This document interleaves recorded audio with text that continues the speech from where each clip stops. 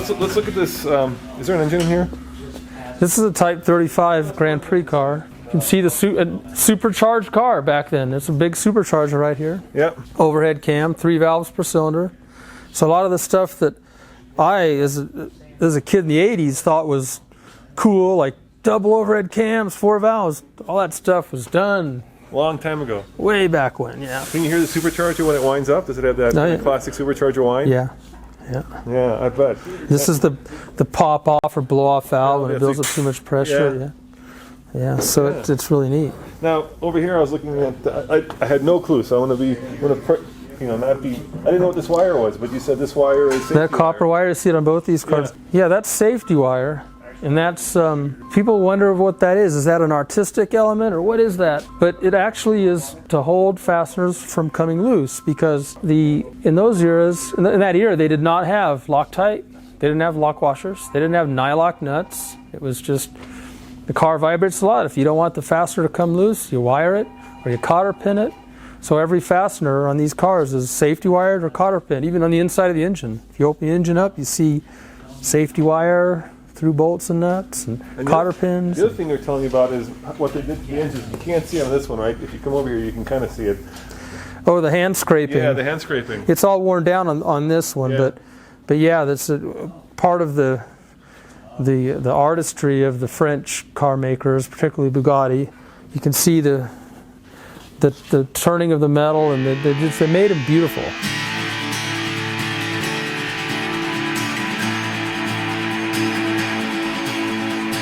Yes, you can see the hand scraping right there. And do you guys do that? Do you do this kind of thing when you restore them? Yes. Yeah? If the customer wants it. It's expensive. Yeah, how long would it take to hand scrape an engine? All week. I bet. There's an engine on the Bugatti engine for this Bugatti behind there that's on the dyno right now, and the customer elected not to hand scrape it because they didn't want to spend the money. But the customer's the king, right? They get what they want. Yeah, and I love that. You can see the pulley. You can see look at that. I mean, it's a belt. It's literally a belt. It's literally a belt. Exactly. Yeah. That's a belt. That's crazy. Yeah. And we could put a modern rubber thing on that would last longer, but it's not. We want to keep it authentic. Sure. This works fine. You just have to replace it maybe every year instead of every 10 years, Yeah. Yeah, because when it fails. This only turns, but this drives the tachometer. Okay. So if it does fail, it's not catastrophic. It's not a big deal. So can we lift the hood on the Delage? Sure. See what the V12 looks like? Let's look at that. Okay. That point. I'll make sure you. I need a hand here. Oh wow. Where should we put this? We're on the mat there.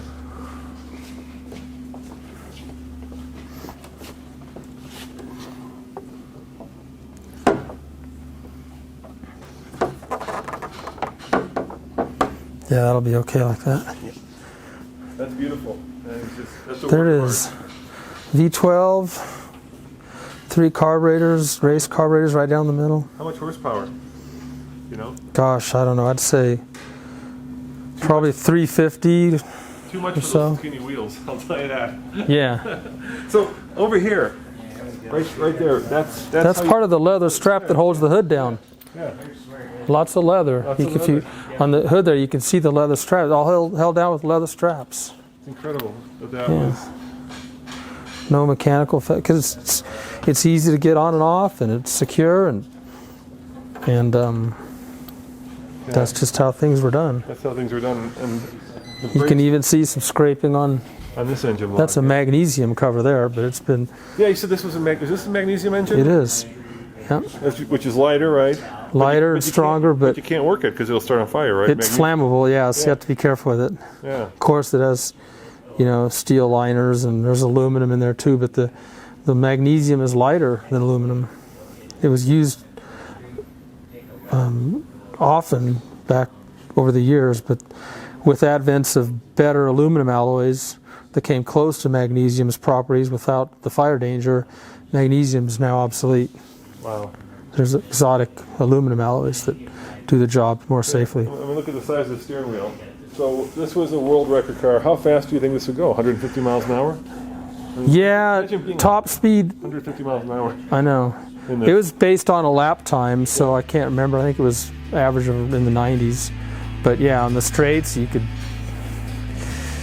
You know, it's a function of gearing it for what track you're on, but this thing could easily do 150. It's got the power and the aerodynamics for it.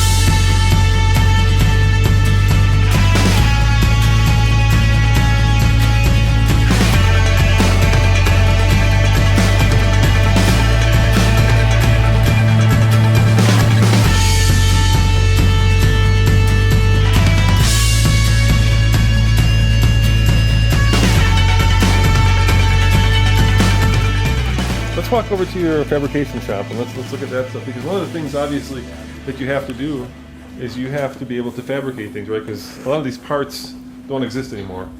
Yes. Well, before we get there, Yeah. I talked about growing the shop to Yeah. more modern cars Right. for a number of reasons. One, because that's the little more modern cars what I remember as a kid. Yep. But a lot of 50s cars, 50s, 60s, even some 70s cars are hard to find parts for. Not many specialists for. Example right there on that bench is a 1952 Porsche Pre-A 356 engine that we're working on. So that's Porsche. We had to make the bearings and parts for that. That's a magnesium casing also. How heavy? Porsche was Is it using gonna be light? magnesium. Can I lift it up? Yeah, you can I go. bet it's pretty light. Yeah, well, this has got.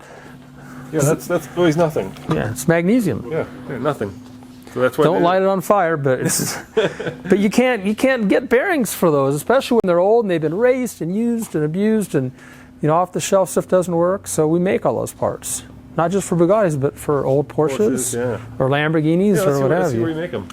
Over here you have Here's a Type 57 Bugatti touring car that we're finishing up for a customer in Texas. when Bugatti built the car, right? They built back in the day. They built a rolling chassis. You could, if you wanted to buy a Bugatti back then, you could buy. You pick the kind of Bugatti you wanted. Yep. Then you could get a Bugatti bodied car. There were some cars that came with a Bugatti body. Yep. Or what most people did, you could take it to a coach builder and have them build your car for you. If you look at this little badge right down here, Yep. it shows this is a Gangloff coach built car. So a rolling chassis with engine and drivetrain was taken to that coach builder and they put this body on it. And some coach builders were more expensive than others, some were very exclusive, and those cars that are more rare, more flamboyant are worth more money than the more normal looking cars. And there were even some wealthy people that had their Bugatti or any kind of car with a winter body and a summer body. Back then, labor was cheap. Yeah. Materials were expensive, the exact opposite of today. Now, labor's expensive and the stuff isn't expensive to buy, except the stuff we have to make. But you can buy wood and metal, Right. and that's not So expensive. they have a convertible for the summer. They'd have their workers go out and take the convertible body off and put it in the shed and put the closed body on for the winter, and when spring came around, switch the body. Yeah, they were pretty wealthy. I bet. Well, it would take, we could have this body off of this chassis in a couple days. So it's not that crazy. It's not- If you it's can not- pay for the work, it's not that hard. Right, it's not as bad as modern cars where there's a million things all intertwined together. Now, if I look around, this is This is an 80s car. Yeah, it's a much younger car. This is the kind of car I grew up around. Lamborghini Countach's, Lotus Turbo Esprits. Here's the motor for it. This is a car we're getting ready to put the motor back into, and it's gotten old enough and cool enough now where it's becoming collectible, right? For a Exactly. long time, the depreciation on these was just... yeah, for a long time these are worth nothing. Yeah. Same with these. There was a time probably in the 50s that these were just old cars. People wanted the new stuff. People wanted new Cadillacs and T-Birds and stuff, and no old Bugatti. yeah, it's an old... Yeah. And now, of course, it's... Now you've got base Hondas have more power than this was the quickest car you could get in the 80s, and Yeah. now, but the nostalgia and the performance and handling is still there, but the speed's becoming a commodity. Now you get a car more for its history or how it looks or how it makes you feel.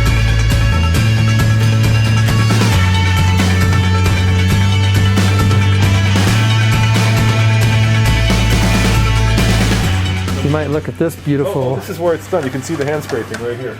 You can come on. transmission and the engine over there. You can see this block. Look at that. It's just beautiful work. And what's interesting about the transmission here, Yeah. is you don't get to see that. That's covered. So the beauty is for the owner to know is there, but It's all inside. You can't show that off unless you rip the car apart. Yeah. So it's an interesting time.